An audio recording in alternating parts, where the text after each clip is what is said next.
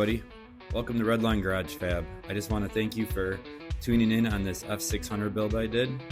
I found this 1979 F600 locally here in Michigan. Saving it from the crusher, I wanted to transform into something cool. So I figured it'd be a badass hauler on some 22.5 Alcoas. So I sourced a set of 2014 F450 axles, a 3126 cat motor, and an Allison 4-speed automatic. Biggest thing I wanted to do first was actually to get it running. So after digging around the internet and found a couple of YouTubers that have done it, I was able to actually fire the cat up with only about 11 wires from the original harness. Once I got the cab back from storage, I noticed that there was a large dent on the roof and a dent actually that buckled the door on the driver's side. So knowing that the cab was scrapped, but I still had to get the frame, all fab work done and everything. So I paused on finding a cab for a moment and I just figured I'd go ham on the suspension. After stripping the front and rear suspension, I got everything planned out on what I wanted to do. I wanted to do front and rear parallel 4 links. This way it would make it very easy but up and down if I slide.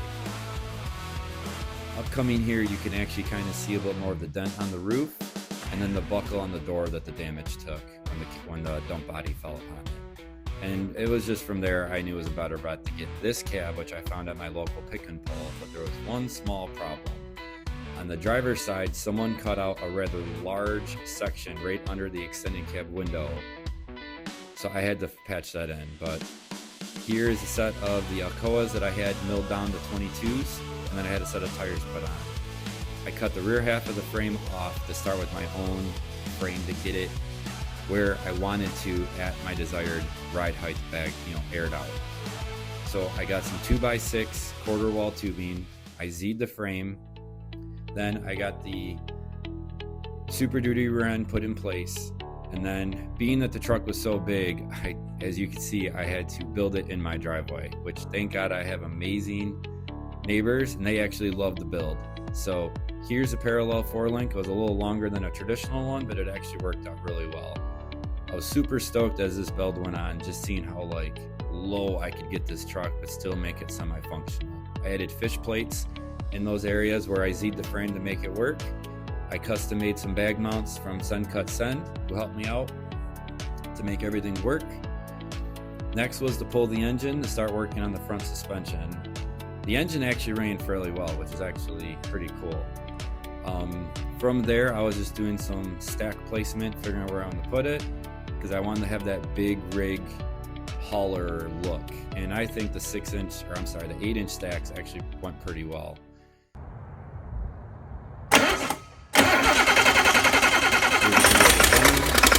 And actually it sat for 10 years. I was super happy. It fired up, didn't smoke, and it literally just sat there and idle. It was cool for how long. Next on the bill was to get the front suspension dialed in. So I got another 4-link kit for the front. I had to notch the front frame a little bit to make it sit very low for how I wanted it. Again, designed some perches. I even got my son in there throwing some valves on. But this was now the front bag mounts. We got them fully locked in, reinforced. This way it could take the full load and weight of that 3126 cap, because those engines aren't light. They weigh close to 1,500 pounds, just the engine alone. The front 2-wheel drive tube did need to get modified, so upcoming you'll see what we did there. But here's just a couple shots of the truck actually rolling in its own weight. I loved how this truck looked. The truck looked so good down and dirty, especially knowing that it was a local truck from my city.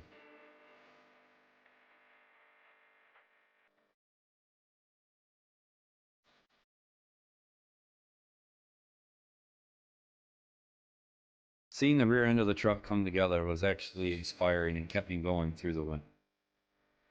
Next, we had to get the engine in, and that was a feat all on its own. The engine bay was definitely not set up for that big 6.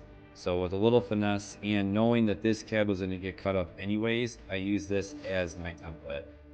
So we cut a big section out of the firewall. Then I was actually able to use the front motor mount on the front cross member of the chassis. But honestly, with a little modifying here and there, the engine actually fit pretty good. Um, like I said, with the front mount, that helped out a lot because I didn't have to worry about making engine mounts on the side of the engine, which I mean don't exist in these engines. But clearance wise, everything cleared pretty good. I had to make my own rear engine mounts, which are on that industrial bell housing right there. But yeah, right there you can see the front engine mount sitting on that cross member. But yeah, this gave me then the template of what I had to do with the extended cab that I found. But it was nice knowing the measurements of where I had to cut. But I mean, it sat really nice. The engine was nice and centered. It looked good. I had to modify the front two-wheel drive axle too. So I made this U. Then down the road, I reinforced it. But I mean, engine cleared the hood with inches to spare. The engine, actually, I was really impressed. Fit in there really good. Now with the replacement cab in the garage, I was able to get to work to get this one ready. So first I started off with working on the firewall, making the notch for it, and it only really needed about 4 inches of the notch, push back in the recess.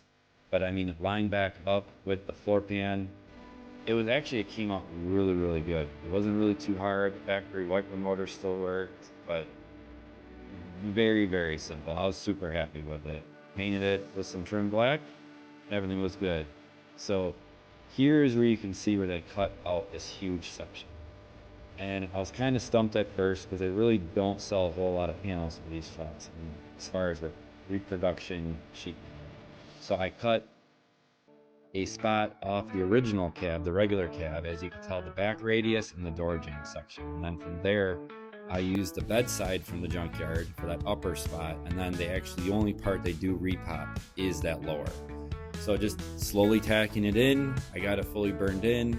And with a little, body filler and all that, it came out pretty good. I'm not gonna lie, I am not gonna say I'm a body guy at all, but for the little bit of work I did on this, it came out really good. I was super happy with it. Now we just cut this old cab off because really it was rotten in a couple spots and really wasn't worth keeping. So I got rid of that. We got the frame ready to go. And then a buddy of mine helped me out and we were able to get the cab put on with like an excavator of his. But I mean, fitment was great. It was nice having that cab before for all the test fitments because now it basically just lined right up. As you can see here, I mean, it's just new cabs on the chassis and everything worked out. Getting the front fenders fitted, got the back glass put in. Now, so knowing that it was going to be an extended cab truck now, I modeled the wheelbase off my neighbor's 2004 Super Duty, which was an extended cab long bed. But I did not know that the wheelbase on a Super Duty compared to these older trucks was about 10 inches longer, which posed another problem when it came to fitting the bed up to the cab. But yeah, just here's some shots with the 22.5 Alcoas with the front end on it and then just in a primer brown. For cooling wise, I used a 6-liter Power Stroke radiator and intercooler. I used it on a past build, and I mean, these radiators, intercoolers are huge. And the clearance was perfect on it, and they just, more surface area to help the cooling. Got a stainless grill that I tried out, but just wasn't loving the look of it. So I ripped that back out, but again, I just picked up like a Amazon special charge pipe kit for a 6.0, cut it, welded it back up, and surprisingly, without minimal cuts, the pipe kit actually worked out pretty good. I even got the downpipe there fitted, which you can see there's plenty of clearance there. It was almost like it was kind of made for it. I love using OEM parts on builds. It makes it easy down the road when you need to repair a part or when a part breaks. So here's a reinforcement bracket that I built for a production Super Duty gearbox. Getting the stacks fitted up. I mean, I definitely love the look that these stacks gave. It gave such a big rig look. But again, you could see there the 10-inch gap that the box had from the cab. But got the stacks welded up. It looked so good. But next was to get the gooseneck in its spot. So I welded that up, reinforced it. I was getting all the air lines fitted. Got the air tank mounted. I was playing with dimensions on a fuel cell. The fuel cell came out awesome. It fit perfectly right in that back spot. It was really a void. I even have a little CNC like laser engraver, so I did a cool little guy with a diesel guy filling up, and I even got Catapillar written on it. But Fuel cell came out perfect. It fit perfectly. It was in the right spot. I even made a cool sweatshirt for the truck. Now with the drive shaft, I was able to actually shorten the front drive shaft from the Super Duty setup and even homogenized it to the Allison transmission. I even got a bunch of autometer gauges fitted in the factory cluster with the 3D printer design I made. The rear batteries I mounted in the back to kind of help with some front room weight. But I mean, we were on the home run stretch. I was getting the interior put in. I even got the beauty caps for the 22.5s done. I made a degas bottle for the coolant system. It came out pretty good. Then it was on to the bed sides. I knew I wanted to put a bed on it, so I scored these on Marketplace. I wrapped up the gauge cluster, got that painted and done. The truck, I mean, was just coming along really, really well. I was super happy with it. It was so close to firing up, but all I needed to do was just getting that wiring done, which is always such a huge task. So, gave myself some inspiration, and then I figured, let's just get done with it. But yeah, here's a little shot of the interior as I was getting close to it, but I ripped out all the wiring out from the back of the dash. And then I started with a 12-circuit harness from Speedway Motors, which was awesome. It's labeled really well. I mean, even with the gauges, there's pass-through for the gauges, like super, super awesome. Like here you can see I got the gauges fitted in the cluster. First sign of progress of the wiring was actually seeing the lights turn on. Like that was a huge feeling of accomplishment on it. Got the gauges in, got the wiring done. I love using odd ends for parts, so I even got that Pepsi cooler to hide the batteries. Door panels were put back on. Seats I actually used from a 2003 Super Cab because the seat belts are in the seat. But yeah, I mean, the truck was able to actually fire up on its own. I got the batteries in parallel, if I remember. This way I could get more amps. Yeah, this is already running. Revving it up, but I mean, it sounded awesome. Like going through those stacks, it sounded so good. Vitals were all happy. It was so cool.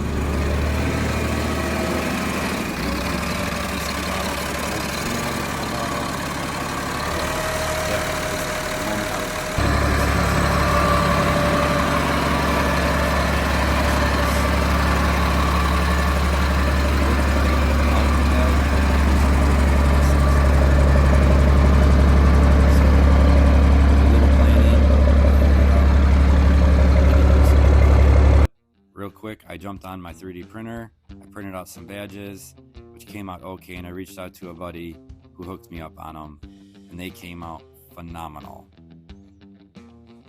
Took the truck to a local show, definitely got a whole bunch of interest, but it was now time to chug away on the bed. So I did some pre-measurements, I roughly welded the bed together to hold its shape, and then with those bed sides I bought from Marketplace, I just knew I had to make my own dually flares since in 1979 they did not make any dually flares. So I made some standoffs from the frame, got the bed kind of sitting on holding its own weight, and then from there I kind of just laid out like what would look like a production looking fender. So I gave a little bit of before and after on the section I cut out, and then kind of just connected the dots from there.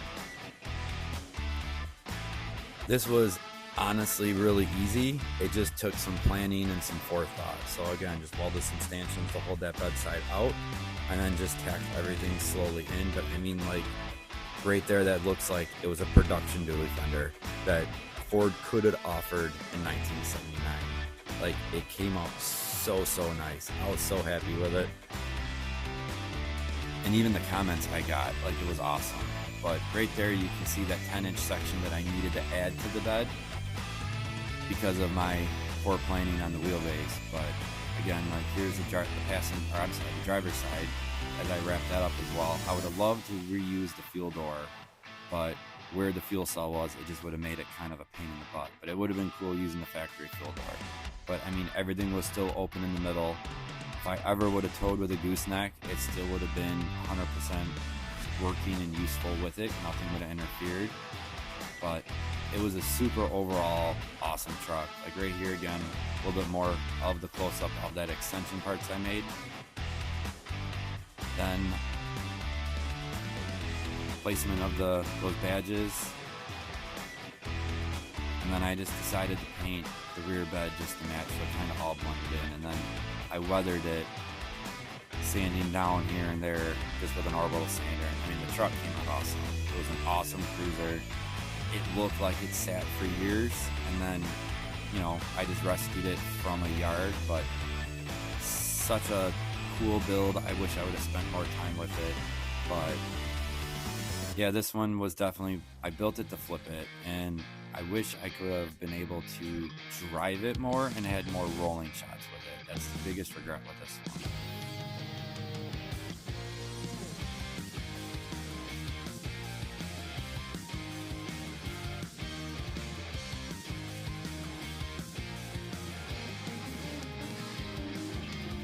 I appreciate you taking the time and watching the video, so if you could, please like, share, and subscribe. It really goes a long way for the build and other projects.